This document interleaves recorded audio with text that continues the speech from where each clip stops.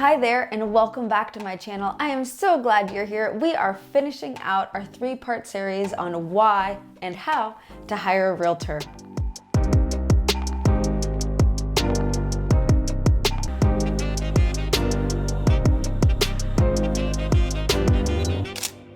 If you're just jumping in for this part of the series, hi, my name's Christina Cardoso. I myself am a realtor in California.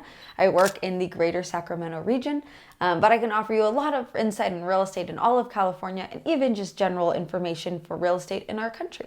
We are going to be talking about something that not everyone likes to admit, but not all real estate agents are created equally in the sense that different agents have different skills and strengths and even weaknesses that they contend with. And so if you're looking to hire a real estate agent, there's some important questions you want to ask them and even interview them before you sign any contracts and get into any exclusive agreement. I'm sure most people have realtors in their network, whether it's friends or family or referrals, and those are really great things, but you want to know for yourself if the real estate agent you're hiring is going to be able to meet your needs in the way that you expect. So in this video, I'm going to show you a couple of different questions that you could ask a potential real estate agent and hopefully help you find the person that's the right fit for the job. What services will you be providing in order to help me buy or sell my home, right? Please describe how you will support me through the process. A great agent should have a game plan in place. They should have a standard operating procedure and be able to walk you through every step of the process of the home journey. And an even exceptional agent will be able to walk you through it up front.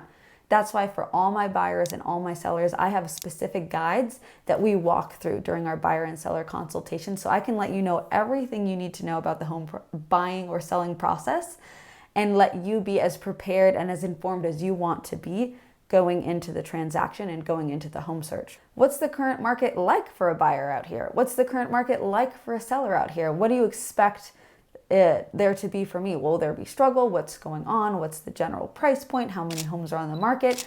You want to get a sense if they have a solid understanding of their local market and the local economy, because it'll show you how much expertise they have in that specific place and how they process information as well. A great thing to ask is, are you part of a team or are you a solo agent? Both of those structures of real estate can have their strength for sure, but there are differences, right? A solo agent is covering almost everything in your transaction all by themselves, right? They might have a lot of resources, they might have some assistant or transaction coordinator, but they're walking you through every step of the process and they're checking every detail themselves. A team might function a little differently, where a few different people are involved in your transaction. I think another great question to ask any potential realtor is what sets you apart from other realtors in the area, right? And we're not trying to get someone prideful or boastful, but you want to know what strengths do they bring in relation to those around them that would make you want to choose them. And I think the answer to this question can be so interesting, especially because a realtor might recognize their own strengths and their own weaknesses and what they're really good at and what they, reach out and get help for. And I think that's something that you'll want to weigh in deciding if they're a good realtor for you. One question that is so overlooked is, what is your number one method of communication? And what are the expectations for how often we'll be communicating?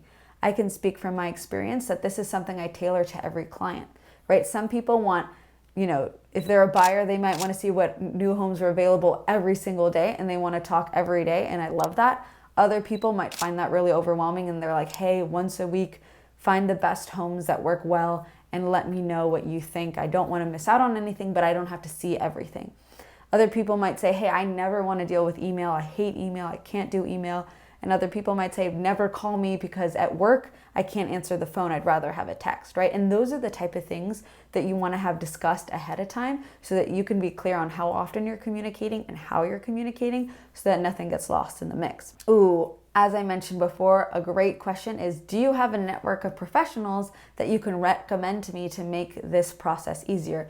Whether it's mortgage brokers, lenders, appraisers, inspectors, those people who are going to significantly help you. Because if you're a buyer or a seller, you want to make sure you're working with great professionals, and there can be a lot. If you go onto Google and you look up, mortgage broker, or you look up contractor or appraiser, there's going to be a million results that come in and a ton of them will be sponsored, and it'll be very hard to tell who's good And so it's great to have a real estate agent that can say, I myself have worked with this person multiple times and I've seen them do right to my prior clients. Ultimately, those people are your choice, but it is great to have people who've been vetted and referred.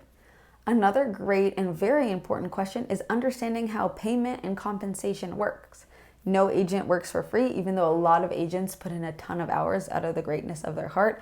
I definitely put in a lot of hours, and I'm in this industry because I want to help people. I'm not in it for the money, but at the end of the day, everyone is, working and they need to sustain their livelihood.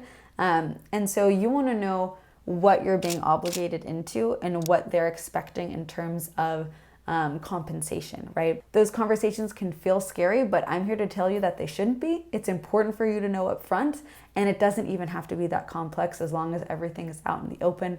I personally always discuss things up front because I never want to take someone by surprise. I'm here to serve them and represent them well, and that is not to hurt them in any ways financially.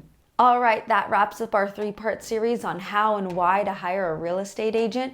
I hope that you've learned some valuable information throughout the series. If you have, I would love it if you could comment in below. If you have any questions or other thoughts, I would love to hear that as well. I would really appreciate it if you could like and subscribe because that allows me to keep making more videos for you guys, which is something that I love to do. I hope you have a wonderful day and I will see you in the next one.